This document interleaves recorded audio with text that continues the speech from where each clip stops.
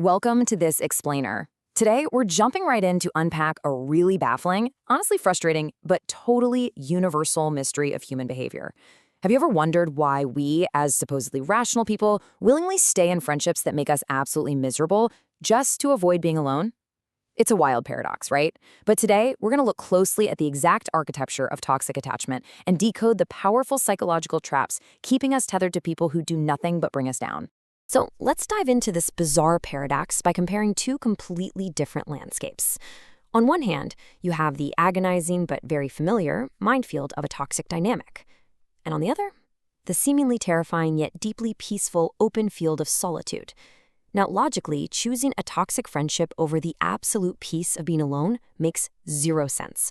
Solitude is the ultimate green flag. It's clearly the healthier option where you can, actually breathe. Yet so many of us continuously, almost obsessively choose to tiptoe right back into that minefield. So why do our brains keep choosing the minefield? It completely defies all logic. Well, the truth is, the human brain isn't exactly wired for logic, especially when emotions are running high. It's fundamentally wired for primitive survival and immediate comfort. When we opt for a highly toxic dynamic, instead of just embracing the quiet of being alone, we're actually getting caught in a web of powerful psychological traps. These hidden tripwires actively trick our nervous systems into thinking the explosive minefield is somehow way safer than the open field. Let's look at the first trap in Section 1, the loss aversion trap. I mean, we've all heard this exact inner monologue whispering to us late at night, right? But we've been friends for 10 years. You've invested a massive amount of time, emotional energy, and deep vulnerability into this person, and your brain seriously struggles to accept that this investment might just be gone. We treat it like a bad stock we bought a decade ago, refusing to sell because we secretly hope one day it'll magically become profitable. So instead of cutting our losses and embracing solitude, we double down. Walking away just feels like a total, unmitigated waste. And this perfectly illustrates why. Behavioral economics and psychology prove that the human brain feels the pain of a loss twice as intensely as it feels the pleasure of an equal gain. Seriously, let that sink in for a second. 2 times. The mere thought of losing a friendship, even a highly toxic, draining one, triggers literal primal panic in our minds. It hurts twice as much as a potential gain feels good. That is a massive neurological hurdle to jump over just to get to a healthy baseline. Because of this intense primal panic, our minds become entirely fixated on what we are giving up. We obsess over the shared history, or that predictable, if totally exhausting, Saturday night routine, or maybe the mutual social circle. We get so paralyzed by losing that toxic routine that we completely ignore the massive upgrade waiting on the other side. Unshakable self-respect, total mental clarity, and profound peace. We completely forget that solitude is actually a massive upgrade over a toxic environment. Which leads us to an even more dangerous trap in Section 2, the casino brain. Think about this ratio. If a toxic friend were terrible 100% of the time, walking away into solitude would be incredibly easy. You just leave. But the real danger lies in this mix. They are awful 90% of the time, but they are incredibly, almost intoxicatingly wonderful that remaining 10% of the time. That tiny, unpredictable slice of the pie, that's the hook that keeps you anchored in place. What's absolutely fascinating is that intermittent reinforcement is the exact same addictive mechanism that keeps gamblers completely glued to slot machines. A toxic friend might criticize you or ignore you for 3 solid weeks, and then, totally out of nowhere, shower you with praise or treat you like their absolute favorite person in the world. Because that reward is completely unpredictable, it triggers a massive dopamine rush in your brain. You essentially become hooked on chasing that next high, enduring weeks of mistreatment just for a sudden intense drop of validation. Moving on to Section 3, craving the familiar hell.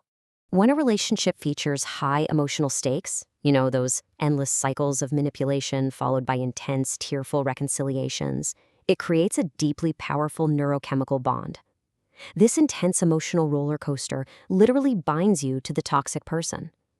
Tragically, your brain begins to confuse the anxiety and the chaotic intensity of the relationship with passion and love. Your brain gets so used to the constant adrenaline spikes that genuine peace feels terrifyingly quiet. You end up mislabeling the healthy tranquility of solitude as boring, and you start to actually crave that familiar hell because the quiet of heaven feels entirely too strange.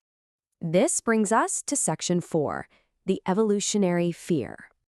Let's dig even deeper into our biology for a second. For our ancient ancestors, being isolated from the tribe wasn't just sad. It literally meant physical death. You simply couldn't survive alone in the wilderness.